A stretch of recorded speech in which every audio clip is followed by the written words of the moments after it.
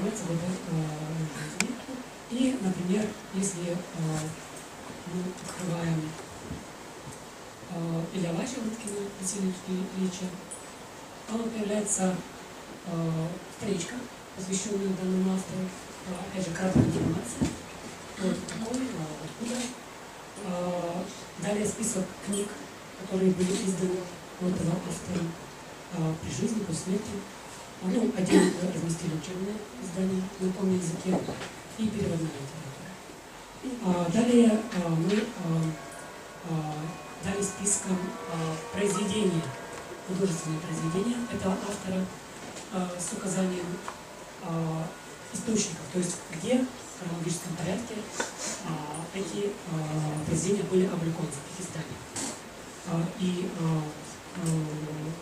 люди могут, те, кто изучает творчество автора произведения, историю после публикации конкретного произведения. То есть не книги, а произведения. И здесь же то, что у нас есть в текстовом формате, само произведение у нас есть в текстовом формате, и оно не подпадает под запрет авторского права, то есть автор не подал разрешение, либо давность идет, дается ссылка, собственно, на текст. В библиотеке, в библиотеке будет рассказывать о середине. Библиотеки онлайн, комьюнити. И таким образом мы сделали странички, посвященные подавляющему большинству автора. Автора, пишущих на каком языке. Автор художественной литературы. А что касается книг, мы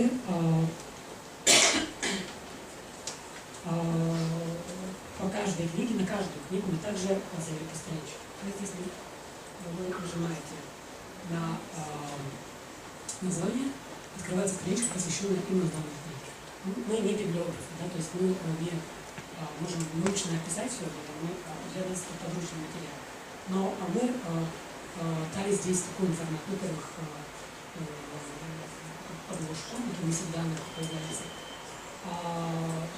аннотацию, затем выходные данные, так как они написаны в книге, возможно, очень много лишней информации, и затем содержание. Содержание с указанием страниц, из первой к последней, где опубликованы произведения. В идеале, конечно, каждому из названий нужно давать ссылку на, собственно, текст, но условные тексты в нескольких редакциях, поэтому мы решили пока давать ссылку на текст только с странички автора, то есть там и название произведения, и ссылка на произведение. Это что касается об авторе.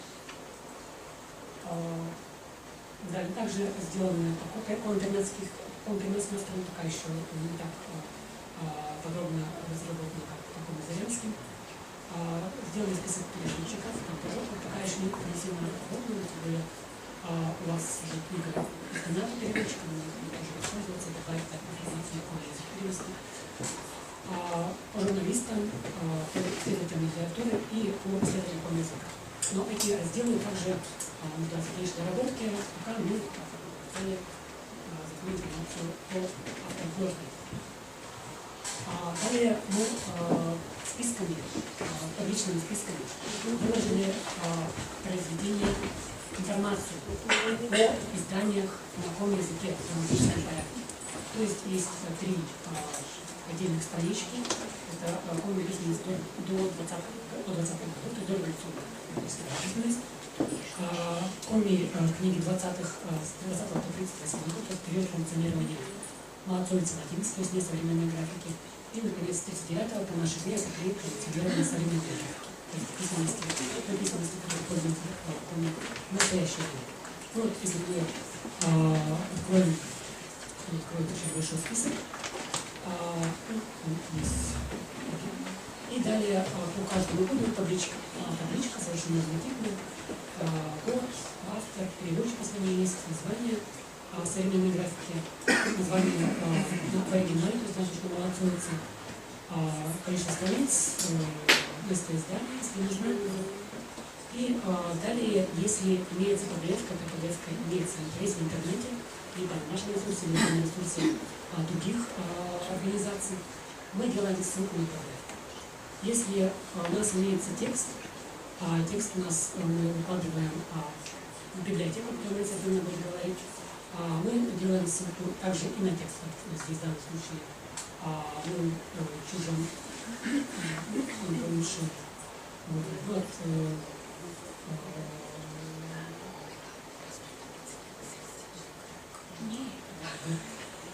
вот еще есть ссылка на сайт Центра Финляндии, где организация была создана в земноводной литературе, выложена и также ссылка на нашу библиотеку, где текст представлен на современной графике, на современной графике.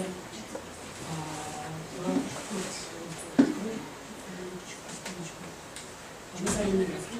То есть мы находится так, чтобы современные люди, современные носители языка могли прочитать. Это что касается информации о хронологии издания. Ну и понятно, что с каждого о каждом издании идет информация об этом издании, минимум содержание, чтобы люди могли знать, что в этой книге вообще есть. Задней странице. Ну и также еще ссылка на автора, то есть опять же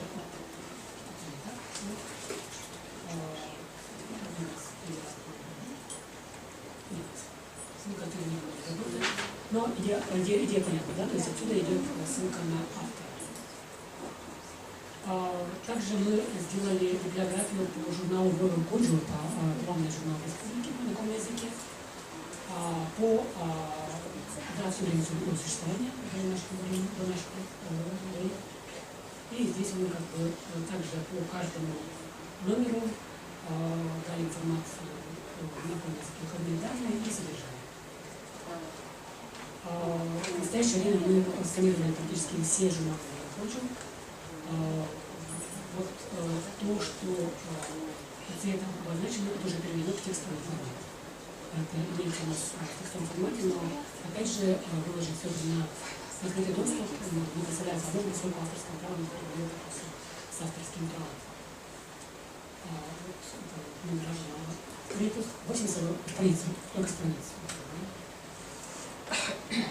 Далее, например, журнал «Орден». Это журнал, который выходил в 20-30-е годы. «Орден» сначала только его название ударно. И здесь опять же табличка и по каждому номеру.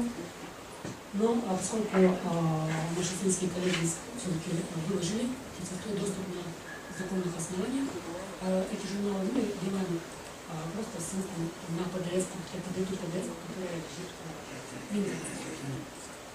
Но, конечно, в дальнейшем нужно в каждом журнале «Орден» также расписать содержание и исходные данные, хотя, собственно говоря, список по журналу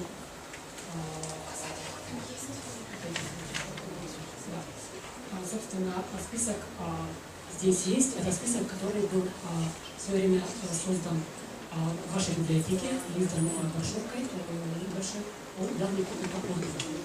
И мы взяли его за основу и сделали табличку. Здесь, опять же, в дальнейшем необходимо сделать ссылку на произведение, что можно было ссылку на автора. Ну и понятно, что мы должны вполне указание, что это взято с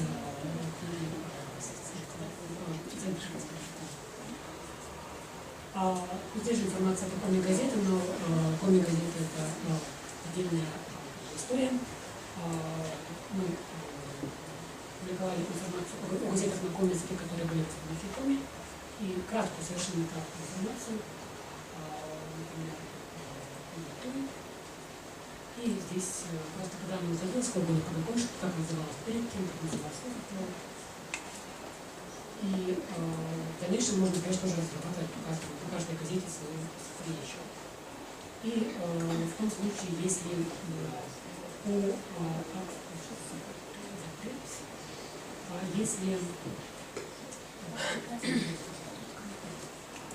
если газеты есть в открытом доступе, опять же, на сайте Финляндии, официальной рынке Финляндии, мы делаем ссылку на этот ресурс и видим, прямо отсюда открыть ресурсы.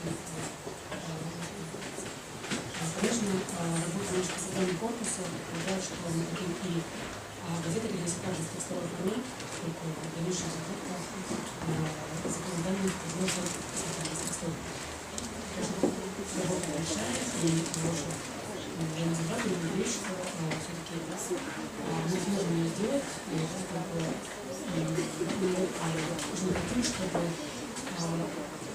эта работа по сохранению культурного языкового наследия Коми велась в координации всех организаций и людей республики Коми, которые занимаются языковой культурой, которые глубоко задевают эту проблематику. И, конечно, необходимо всячески сотрудничать и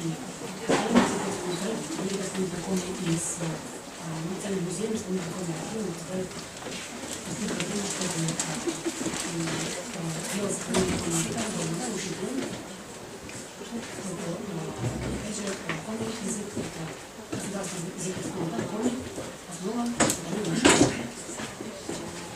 Ну и, конечно, можно больше на практической мере, но еще скажу, что мы сделали ссылки на ресурсы, другие ресурсы коммуникации в интернете, коммуникация в интернете, все, что есть на коммуникации в интернете, это тоже есть на телеканалы, на газеты, действующие сайты.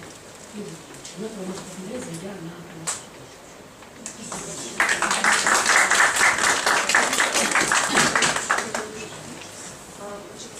Я напоминаю всем докладчикам, что у нас очень-очень мало времени, значит, на каждый доклад рассчитываем по 8 минут, не больше. Старайтесь уложиться в это время. Значит, следующий доклад Коми онлайн-библиотека Коми Федина Марина Синатьевна.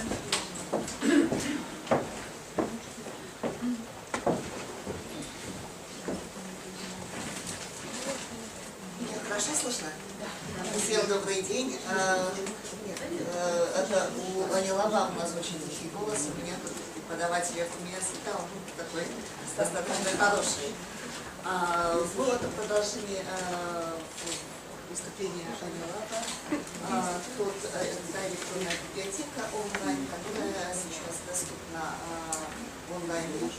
И здесь выложены полнотекстовые, скажем так, произведения литературные именно на коми языке. Почему это возникло? Потому что к нам начали обращаться люди,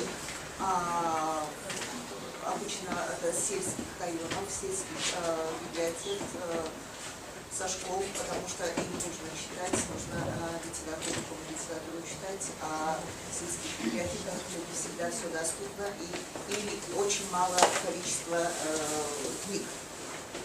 И у нас, в принципе, это опять же возникло как соцзаказ, условно говоря, сейчас очень модно так называться, да? И мы создали такой сайт. Да.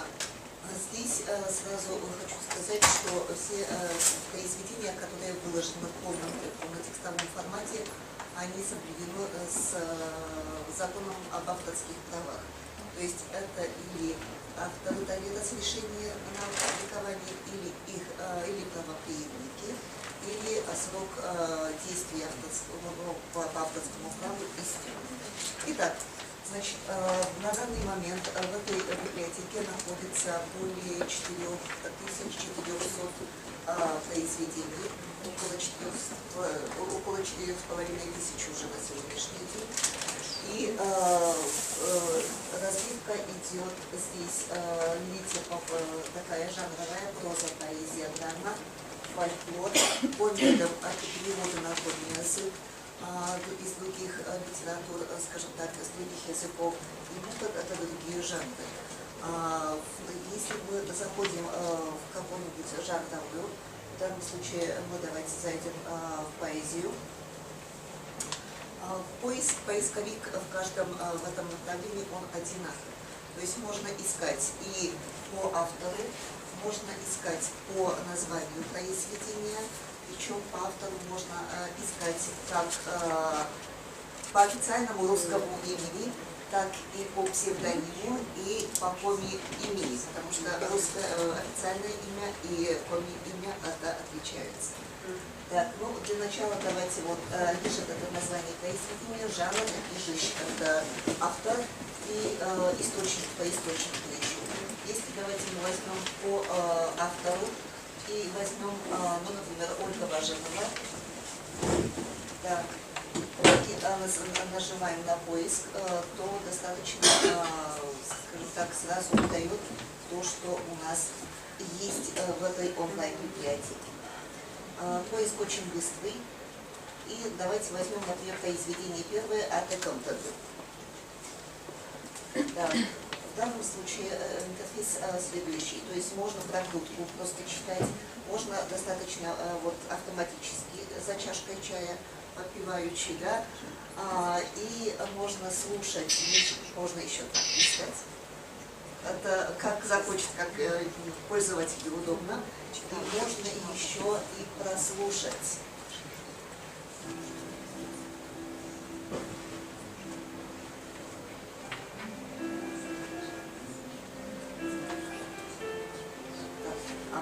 То есть нужно потом числить, но это очень удобно, если учишь язык, просто слушать.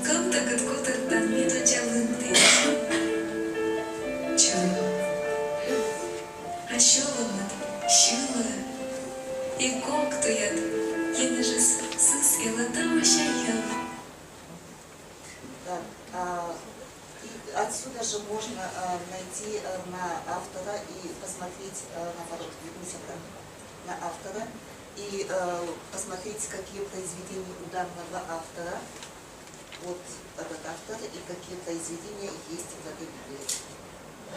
То есть очень удобный поисковик, он очень быстро работает и очень активно этим пользуется. Давайте посмотрим еще очень интересную у нас, скажем так, по переводам. То, что сейчас очень активно используется. Это здесь представлены те произведения, которые были из других языков на коми язык переведены или обратно. Так, ну, просто в качестве примера давайте возьмем «Мой счастливый анфлю». Так, дальше. Нет, дальше. Вот. Илья Ващ перевел с немецкого языка, и вот на коми языке, и следующий это на оригиналы. Так, Гёте, да? То есть можно сравнивать оригинальный текст и с коми-текстом. И опять же, во время и в школах это очень интересно. И это можно видеть даже ритмику, когда читаешь сам. Да? Насколько это все близко. Так, и еще один в этих же произведениях, то есть хотелось бы еще что показать. Здесь же у нас представлены еще это все современные графики. Да, современной фотографии. Но раньше же сюда у нас подключено и те произведения, которые издавались в 20-е годы на Молодцовице. И поэтому мы дали возможность сравнивать читателям оригинальный текст на Молодцовице и на современной графике. Ну, например, вот, пожалуйста, произведение Чахотка. Здесь на современной графике. И на следующем это по-старому, скажем так, в старой орфографии, старой графике.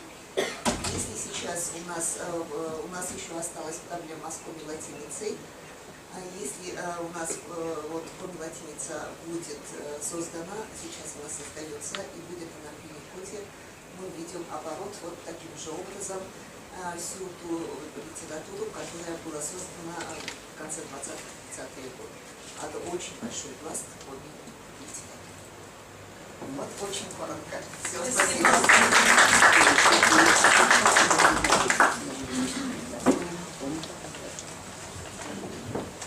Следующий доклад. Электронная библиотека Коми-научного центра Уральского отделения Российской академии наук, коллекция Зырянский край.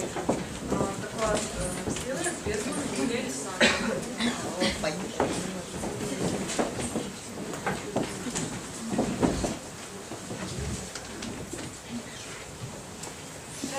уважаемые коллеги. Меня слышно хорошо? Я бы хотела сегодня рассказать вам о нашей электронной библиотеке, при формировании которой мы используем также коллекционный подход, в частности, о нашей коллекции краеведческих изданий, которую мы назвали «Зырянский край». Немножко, в двух словах, буквально об источниках формирования данной коллекции. Дело в том, что в 1941 году, во время войны, сюда с СССР были эвакуированы северная база Академии наук СССР из города Архангельска и польская научная база из города Мурманска. При эвакуации в 1944 году, и об этом имеются архивные документы, которые хранятся в нашем архиве, свидетельствуют об этом, часть книг была оставлена здесь, в библиотеке научного центра. Вот определенная часть этих книг имеет краеведческий характер, и она представлена в нашей электронной библиотеке. Другая, большая часть книг была передана в нашу библиотеку в 1944 году из Института языка и письменности, существовавшего до войны в Сыктывкаре. Это были книги, которые были собраны Хусисольским отделением Архангельского общества изучения русского севера еще до революции. Многие из книг поступили к нам в виде даров наших ученых. В частности, в 1967 году книги краеведческой тематики были подарены историком Дорониным. В 1968 году определенная часть книг была подарена научным сотрудникам Коми филиала Академии наук СССР, доктором исторических наук Юрием Гагариным. Ну и, конечно, определенная часть книг дореволюционных, краеведческих была приобретена в библиотеку Коми научного центра в 1970-х и чуть позже годах. Это было связано с исследованиями наших ученых, и эти книги мы получили в виде фотокопий или в виде микрофильмов. В настоящее время, вообще я хочу сказать так, что хотя сейчас мы считаем, что наша коллекция содержит 482 единицы хранения, но дело в том, что эта цифра не окончательная. Исторически сложилось так, что все эти книги, они вошли в общий фонд библиотеки. И работа по их выявлению из общего фонда впервые была начата в 1998 году. Площадей для хранения книг не было.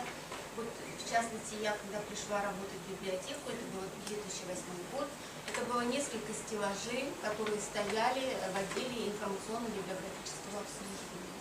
И там, конечно, было не так много. А вот в 2010, 2009, 2010 годах мы добились все-таки выделения нам дополнительных помещений, и поэтому работа по формированию, выявлению этих книг из состава общего фонда была продолжена. Хочу сказать, что среди этих книг очень много книг путешественников, очень много материалов экспедиций, статистических материалов, отчетов различных земских управ и так далее. Я, в частности, показывала книги известного нам Андрея Журавского, которые также присутствуют в фондах нашей электронной библиотеки, в частности, коллекции «Зырянский край». Критерии отбора. Впервые мы начали формировать нашу библиотеку в 2013 году. Мы получили грант региональной целевой программы по развитию информационных ресурсов. Это грант был Уральского отделения Российской академии наук. В рамках этого гранта мы создали сайт нашей электронной библиотеки и впервые начали оцифровку фондов. Критерии отбора изданий для оцифровки вы видите на экране. Это в первую очередь сканируются документы наиболее ценные. которые находятся в неудовлетворенном физическом состоянии, потому что ранее книги очень сильно эксплуатировались, и действительно даже страницы, когда мы сканировали, многие уже сыпятся. Ну и, конечно, актуальность документа в исследовательских целях. Значит, была приобретена программа Флиппинбок, да? Нам очень понравилось, в 13 году мы ее купили. Вот. И, значит, вот представлена книга Борисова «Самоедов» на данном слайде. Если, значит, он имеет заглавление книги, мы обязательно его вводим, для того, чтобы можно было очень быстро ориентироваться по тексту данного издания. Переходите из раздела в раздел обязательно.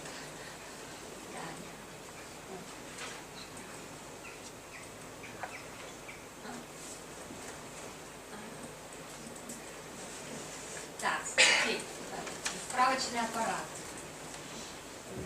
Мы разработали, взяли такую систему поиска. Как обычно во всех каталогах бывает по заглавию, по автору, по ключевым словам.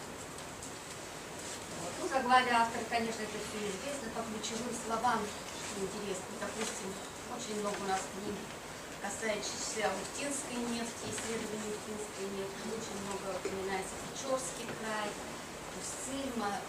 Вот, когда мы вводим вот эти понятия, то обязательно выходят все те книги, которых так или иначе упоминаются, то, о чем я вам сказала, причем это выделено определенным цветом. Кроме того, мы, значит, создали авторские указания. Вот внизу видите авторские указания. Вот. И переходя, значит, нажимая на конкретного автора, выходят все книги данного автора. Далее мы сделали ссылки с нашей базы данных. Мы одновременно начали формировать, я бы сказала, базу данных этих изданий. От этой базы к электронной библиотеке. Если эта книга присутствует, там внизу в каталоге присутствует такая активная ссылка красного цвета.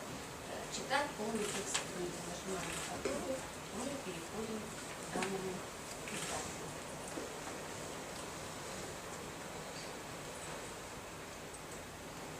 Да, сразу все. Спасибо.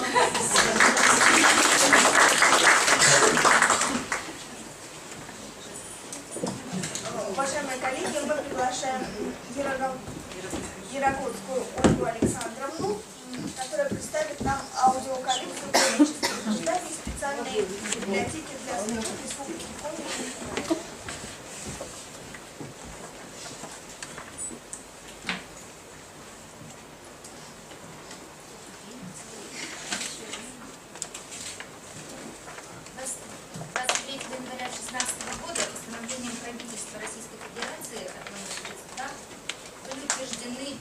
форматов, предназначенных исключительно для использования слепыми и слабовидящими. Таким форматом отнесены, в частности, рельефно-точечные шрифт Брайля, говорящие книги и рельефная графика. Также были утверждены правила предоставления библиотеками экземпляров произведений в специальных форматах. И уточнено, что специальные библиотеки будут предоставлять эти экземпляры произведений во временное безвозмездное пользование с выдачей на дом. В модельном стандарте деятельности специальной библиотеки для слепых особая роль в документе отводится краеведческой деятельности. Библиотека изучает историю родного края, системно охраняет материалы по истории региональной организации Всероссийского общества слепых, книги о жизни и деятельности выдающихся деятелей региональной организации ВОС, формирует справочный библиографический аппарат, выпускает издания информационного и просветительского характера.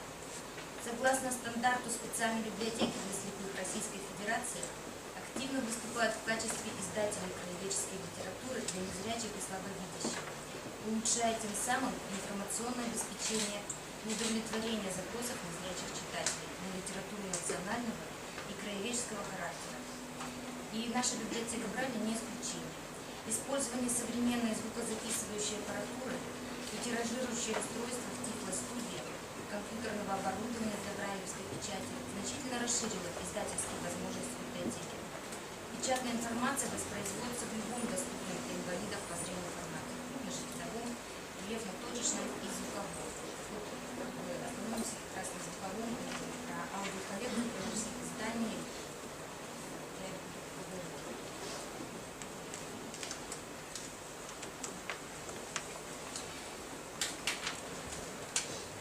Специальная библиотека для слепых Республики Коми выпуском говорящих книг как одним из видов литературы, которым активно пользуются незрячие слабовидящие читатели библиотеки, занимаются с 1978 года. Уже тогда в приоритете было краеведение, и в план работы библиотеки был включен пункт озвучивания книг на коми-языке. Сначала к озвучиванию привлекались сами работники библиотеки, а затем и профессиональные дикторы телецентра, такие как заслуженный работник культуры, народная артистка Республики Коми Маргарита Веснова, дикторы Олег Баранов и Генрих Мишарин, который, кстати, по совместительству работал фрезеровщиком на предприятии ВУЗ. Первыми говорящими книгами на коми и русском языках стали повесть Федорова «Марийка», пьеса «В тайге», рассказы и повести Юхнина, рассказы Юшкова и повесть Савина. По заявке библиотеки на гостелерадиокомпании «Комикор» на коми-языке были озвучены произведения Петра Шахова, Николая Попова, Нины Куратовой, Геннадия Федорова, Михаила Игнатова, Василия Юхнина. Сохраняя традиции прошлого, и на сегодняшний день одним из приоритетных направлений в издательской деятельности является воспроизведение книг историко-краеведческого содержания, произведений коми-авторов как на русском, так и на коми-языках, на всех носителях информации. К настоящему времени аудиоколлекция краеведческой литературы библиотеки пополнилась новыми интересными именами и произведениями. Представляю вам серию «Золотой фонд коми-литературы. Говорящей книги». В ней озвучены произведения коми-писателей Тимина, Козловой, сборник современных авторов «Послушаем вместе». Также в формат говорящей книги переведены повести Габовой, Нины Куратовой, сказки коми-сказительницы Кулаевой. Для детей, испытывающих трудности при чтении, была издана азбука Парма. Стихи, считалки, скороговорки в 3 форматах: укрупненным шрифтом, звуковым и рельефно-точечным по системе Брайля. Говорящая азбука Парма была озвучена самим автором Сергеем Васильевичем Журавлевым, известным поэтом и прозаиком. Трудно переоценить значение встречи с хорошей книгой, звучащей в авторском исполнении, с точно продуманными акцентами и интонациями. Повесть сказка Елены Габовой «Гришуня на планете Лохматиков» продолжает выпуск детских книг в серии «Золотой фонд коми-литературы. Говорящей книги». Книгу озвучил актер Национального музыкально-драматического театра Коми Андрей Ипанешников. Как вы заметили, что серия имеет фирменную свою обложку с элементами коми-орнамента. Представляю следующую серию «Республика Коми. Говорящие книги для незрячих». В рамках этой серии были озвучены рассказы по истории коми-края. Книга преподавателя СГУ Ольги Базаренко. Первое произведение в истории Республики Коми в специальном формате для людей с проблемами зрения. Озвучила ее наша коллега, библиотекарь библиотеки Маршака, Тюрина Людмила Зарнева. Также Журавлев Сергей Мойзи, Стефани Перском и дайджест «Гусь» в курсе по материалу молодежной газеты «Твоя параллель». Еще одна серия популярна у незрячих читателей. Уникальность ее в том, что формат говорящей книги переводится издание «Библиотек Республики». Серию «Говорящая книга для незрячих» открывает говорящий сборник «Моя война», озвученный в год 66-летия Великой Победы, в который вошли произведения современных коми-писателей о Великой Отечественной войне и озвучивали книгу студенты колледжа культуры. Благодаря сотрудничеству библиотеки Сыктывкарской ЦБС и технологическим лицеем города Сыктывкара незрячим и слабовидящим читателям стал доступен для прослушивания сборник, изданный коллегами Центральной городской библиотеки «Дом родной, знакомый с детства». Теперь и наши читатели могут совершить аудиоэкскурсию путешествия по городу Сыктывкару. В серии «Говорящая книга для незрячих» озвучен сборник материалов «Земля твоя, руб святая», где собраны исторические факты и воспоминания старожилов села о церквях, часовнях, монастыре, священнослужителях села Сыктывдинского района. Издание мультимедийного сборника «Сказок о животных» реализовывалось совместно с библиотекой для незрячих Финляндии. Идея сборника была в том, чтобы познакомить незрячих и слабовидящих детей Финляндии и Республики Коми с устным народным творчеством финно-угорских народов. Путем партнерских переговоров с библиотекой Финляндии было утверждено содержание сборника сказок. С Российско-финляндского культурного форума наша библиотека привезла диск с финскими сказками на финском языке, а с нашей стороны были подобраны и записаны сказки на русском и коми-языках. Так, результатом сотрудничества с библиотекой для слепых Финляндии стал данный диск.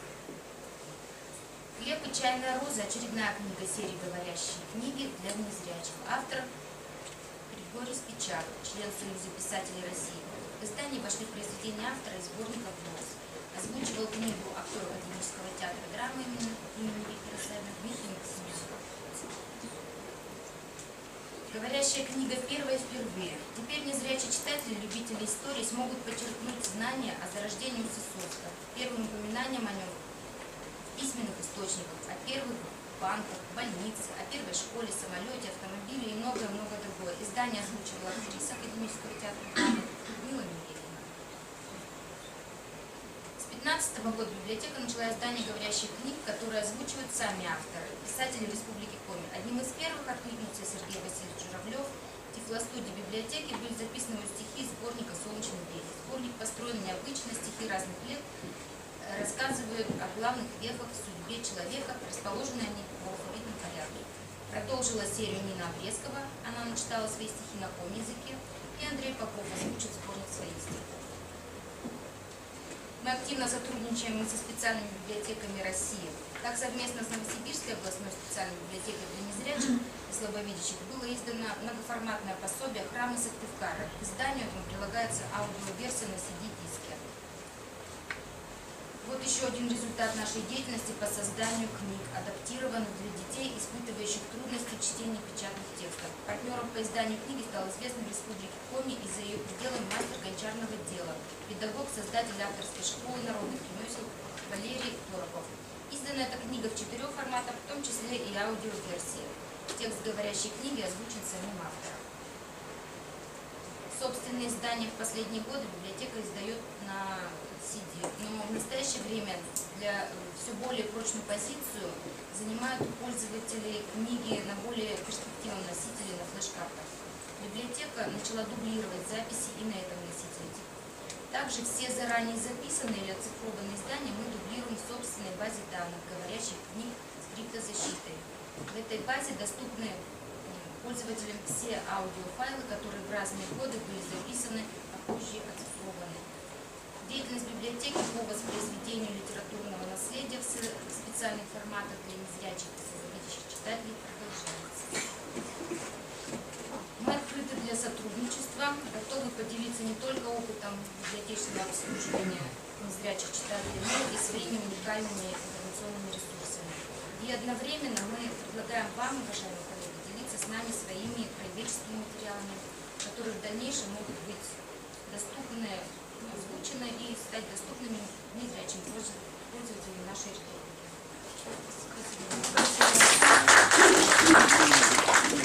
Далее приглашается к докладам Тыршина Марина Анатольевна. Тема доклада «Формирование краеведческого контента в условиях малого города. Опыт создания электронной библиотеки Сыктывкарской ТВС». Ну, наконец-то мы дошли до муниципальных библиотек. Перед этим выступали областные, научные. Ну, что же делаем мы? Маленькие библиотеки, муниципальные. Мы, конечно, также вносим свой вклад в создание электронной библиотеки.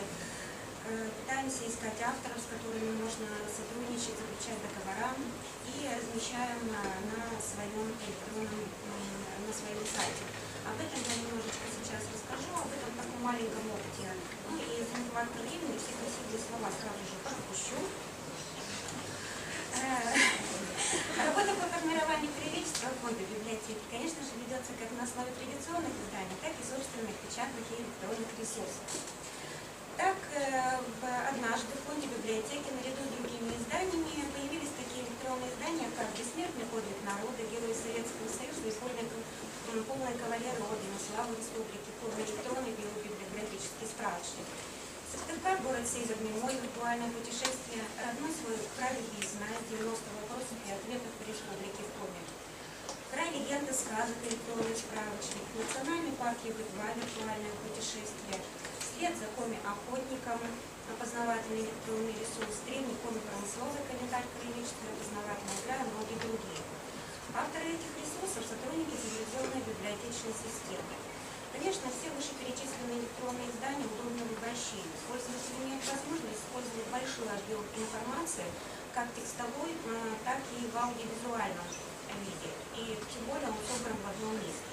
К сожалению, пользоваться им в удаленном доступе пока не представляется возможным из-за их большого объема технических каких-то возможностей, так как в муниципальной библиотеке, в частности в нашей, нет такого отдела по автоматизации, мы сами себе и айтишники, и ремонтники и так далее. Но возможно, что со временем все-таки эта проблема будет каким-то образом решена. Удовлетворяя потребности пользователей, библиотеки должны использовать в своей работе, конечно же, все возможности подачи информации. Таким образом, централизованная библиотечная система города Сыктывкара была организован доступ к электронным каталогам через систему АПАК Global. Электронным фондом библиотек Республики Коми. Библиотека стала участником формирования национальной электронной библиотеки Республики Коми, открыла доступ читателям к сетевым библиотекам, подписку на которые ежегодно продлевает. Формирует свой собственный, формирует фонд собственной электронной библиотеки и, конечно, создает собственные электронные ресурсы и продвигает их массово. В 2010 году был создан сайт организации, началась работа по наполнению его контента. Сотрудники отдела новых информационных технологий приступили к разработке и наполнению раздела электронной библиотеки. На первом этапе в этом разделе мы собрали необходимые ссылки на полнотекстовые ресурсы, размещенные на других сайтах, снабдили краткой аннотацией. Второй этап заключался в отборе и в поиске и отборе фактического материала, который можно было выкладывать в сеть. Для начала мы решили наполнить раздел полными текстами краеведческих изданий собственного производства. Это были созданы на тот момент трудами библиотекарей дайджесты, которые представляли собой сплав фрагментов текстов из различных источников информации по определенной теме. Собранный таким образом материал давал возможность пользователю с минимальными затратами времени удовлетворять свой запрос. В данном случае основная задача дайджеста заключалась в обобщении и систематизации уже опубликованных в других изданиях материалов. Так, в коллекции электронной библиотеки, представленные на сайте Амбок ЦПС, появились такие издания, как «Дом родной знакомый с детства», экскурсия путешествия по городу Сыктывкару, «Заповедано сохранить особо охраняемые природные территории Республики Коми», «Первые впервые» о первых открытиях и изобретениях Коми края. Именно по этим двум изданиям «Дом родной знакомый с детства» и «Первые впервые» эти дайджесты были озвучены библиотекой имени Граля. Путеводитель по журналу «Бикинь», «Сарафан да Кафтан» и многое другое. Затем электронная библиотека пополнилась другими изданиями, авторы которых на протяжении многих лет являются читателями Центральной городской библиотеки. Так, мы стали обладателями таких художественных произведений, как «Тропинки Сухарского леса» Елены Васильевны Киселевой, «Зектор Коль» и «Шоу над шоу» Алексея Васильевича Мишарина, некоторых произведений Андрея Канева. Как вы понимаете, что «Тропинки Сухарского леса», конечно же, не представляют из себя краеведческий материал, но мы сочли нужно разместить эту книгу на своем сайте, так как Елена Васильевна Киселева уже очень долгие годы проживает в городе Сыктывкаре. Несмотря на большое желание формировать фонд оцифрованных изданий, коллекция обновлялась крайне редко. И, конечно, связано это было прежде всего с отсутствием методической базы по оцифровке книг, отсутствием знаний в области авторского права, отсутствием необходимой документации, правилами оформления договоров и многим другим. Но в этом отношении хочется сказать, что наиболее полно и плодотворно мы стали работать буквально, наверное, года 2 назад, после того, как мы стали сотрудничать с Натальей Главной. Ну, несмотря на большое желание формировать фонд оцифрованных изданий, что я уже сказал, так, но тем не менее, за небольшой период нашей коллекции, которая присутствовала на сайте, с 1 января по 1 декабря 2011 года сайт посетило 1334 пользователя, причем мы не проявляли особого такого должного внимания к формированию библиотеки, то есть она была совсем крохотной. При формировании электронной библиотеки мы пытаемся использовать любые документы, разрешение на публикацию которых было получено, и это не обязательно могли быть издания, хранящиеся в фондах библиотек нашей системы. Каждое издание, причем, которое попадало в руки библиотекаря для последующей оцифровки, имело свою историю. Так, например, со временем в нашей коллекции появилось периодическое издание 1909 года. Это газета «Сельский вестник». Конечно же, она не носит юридического характера, но мы сочли необходимым оцифровать это редкое издание, разместить его на странице электронной библиотеки, так как оно все-таки представляет историческую ценность. Тем более, что при работе над ветхими газетами в одном из номеров была обнаружена статья из истории Зырянского края. В статье рассказывается об одной из деревень под названием Кобра, что раньше находилось в стиле 53 верстах от села Кайгородка, а последнее село, в свою очередь, стоит более чем в 200 верстах от ближайшего города.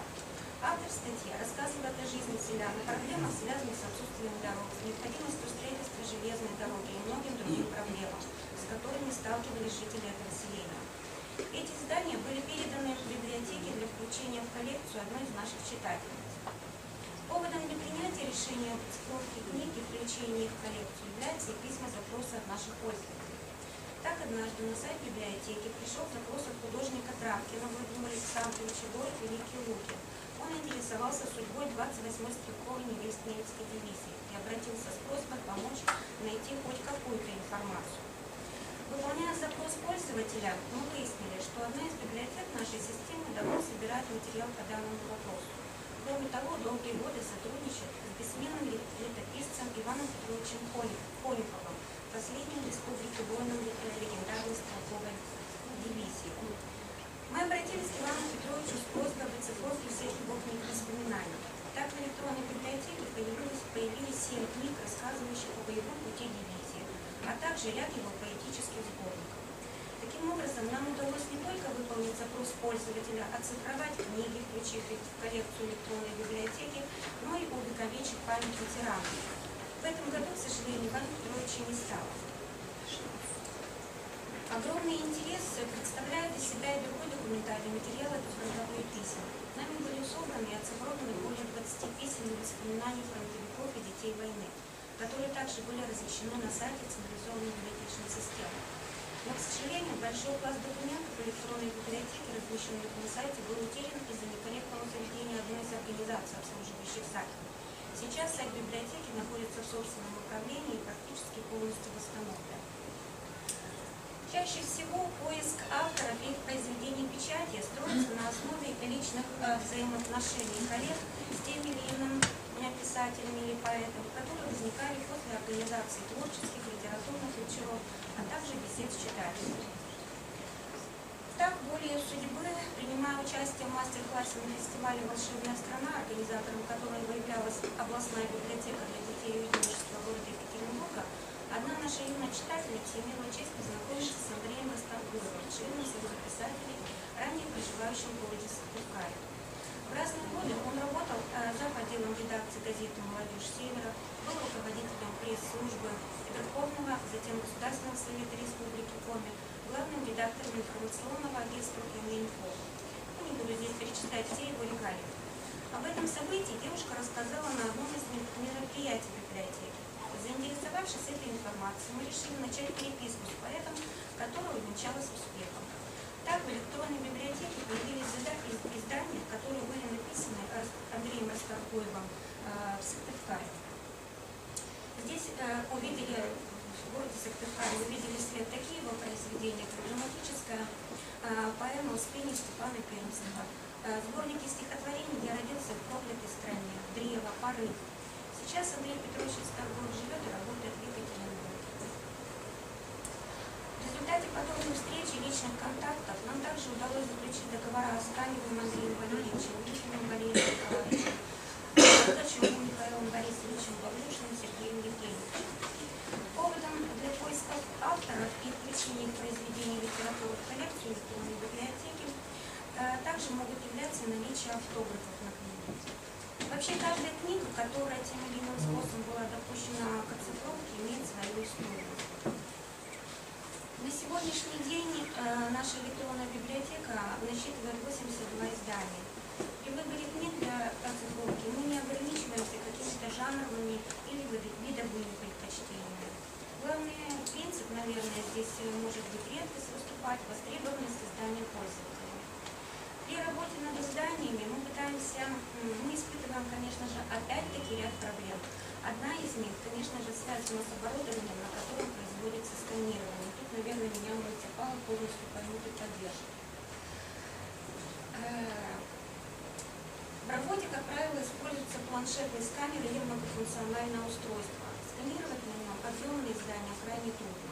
Ломается как сам переплет книги, так и возрастает риск поломки стекла сканера, также оставляет желать лучшего и качества отсканированных предметов, и как результат увеличиваются затраты времени на редактирование страниц. Учитывая все это, конечно же, для оцифровки книг в качестве книг мы выбираем книги небольшого размера, стараемся не брать книги с клеенным корешком, которые книга в результате будет погибнуть. Ну и, конечно же, следующая причина, как сейчас принято говорить, это человеческий фактор.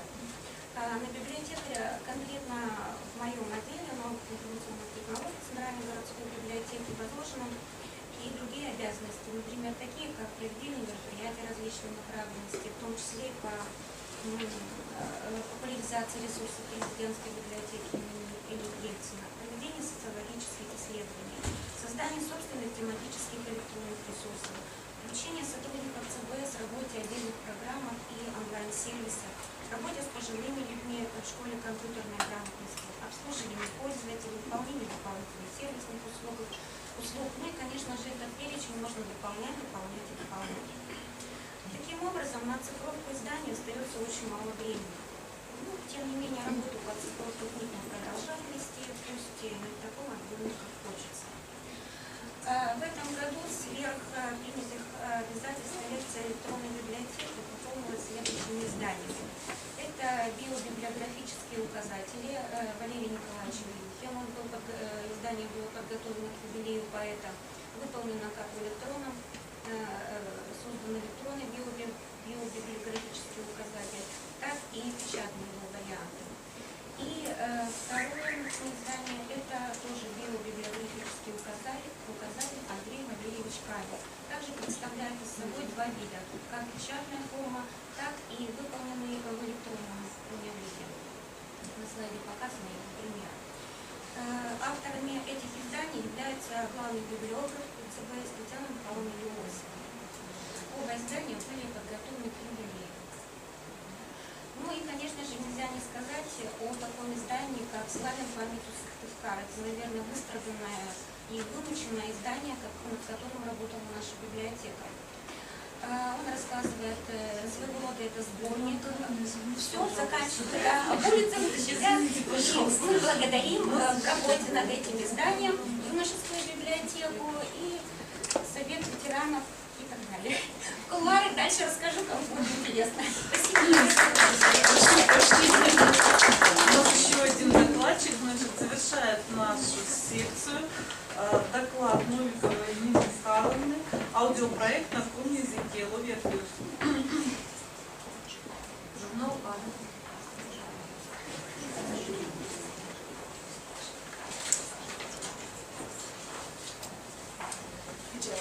Добрый день, уважаемые коллеги. Очень приятно видеть тех людей, с которыми мы уже давно работаем. Тот проект, о котором буду сейчас говорить, он тоже, наверное, мой совместный со мной университет. Я бы хотела сказать об одном из проектов журнала «Арт». Я думаю, что многие уже это видели видели. В 2015 году наш журнал запустил проект аудиобиблиотеки на том языке живое иконы слова или по-другому Ловия Плюс. Этот проект стал возможным после проведения в Удовском районе праздника Коми книги.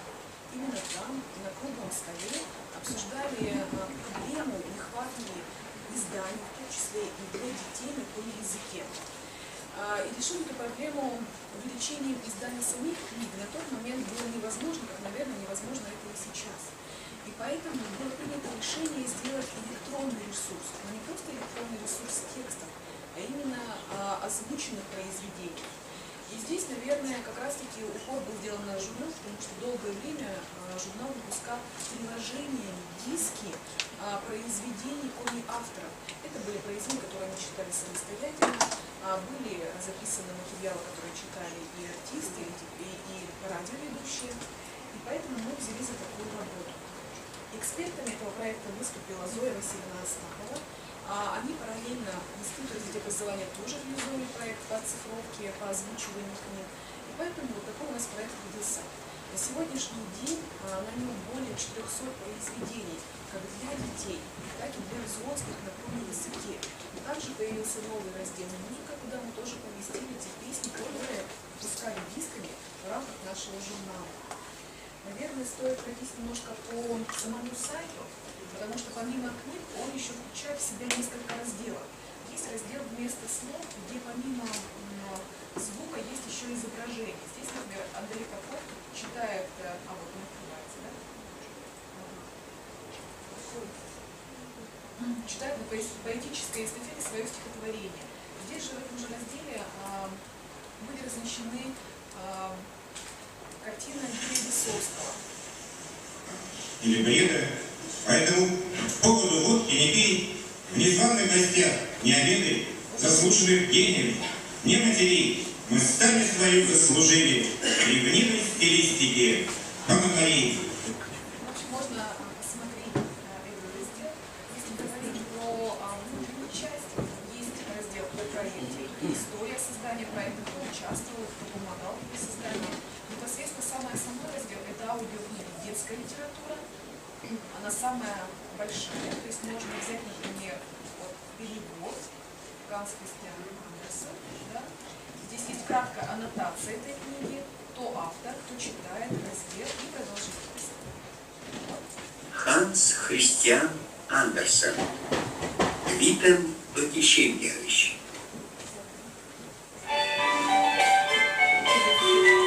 Cioż, mamy jest dzielnik Bektorien, Daniusze des Sysień kilka wieste dziś wysniki kuftor.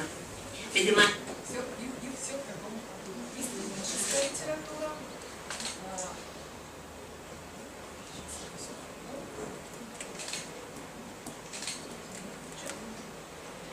Вот. Есть художественная литература, это как раз таки те произведения, которые выходили в рамках нашего журнала, в основном где читают сами авторы произведения. И еще один раздел – это музыка. Здесь на сегодняшний день представлены у нас песни Лидии Петровны Павловой. Также можно это...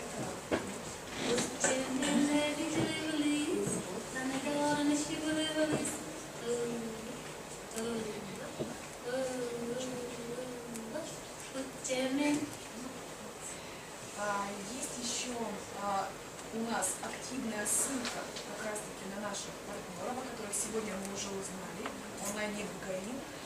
И у нас даже была идея синхронизировать те произведения, которые озвучены с теми текстами, с которых, собственно говоря, да, была озвучка, но это отдельная большая работа, за которую мы никак не можем взяться. Вот. Но благодаря вот этой активной ссылке, те люди, которые прослушали эти произведения, могут тоже перейти и увидеть тексты. Есть раздел новости. Этот раздел выполняется благодаря студентам Сыктывкарского госуниверситета. Каждый год они проходят в рамках нашего журнала практику, пишут небольшие рецензии, в основном это новостные какие-то материалы. Они, получается, повышают свои профессиональные навыки, а мы получаем людей, которые дополняют этот сайт еще и информационно. Служба поддержки и контакты. Есть еще один раздел, который мы можем видеть на главной странице. Это у нас внизу афиши. Ну и активная ссылка на информационный ресурс. Вот, наверное, если говорить про сам проект, хочется сказать большое спасибо нашим партнерам, потому что в свое время подключилось такое народное радио, которые передали нам свои записи, которые долгое время они делали. И мы также сотрудничаем с Брайля, которым передали наши диски, которые выходили. И также у нас есть в планах обратная связь, то есть те материалы, которые были на работе, библиотеки будут также размещены на этом сайте. Но, наверное, одно из самых важных вещей во всех наших проектах сегодняшних — это не то, насколько они у нас интересные, наполненные, а насколько они востребованы и как ими пользуются. Потому что я знаю очень многих учителей, которые действительно заходят на этот наш конкретный сайт, меняют о своих уроках и отправляют даже свои какие-то отзывы небольшие. Но я знаю, что много учителей или много самих же жителей и юных жителей не знают, к сожалению, о наших ресурсах. Поэтому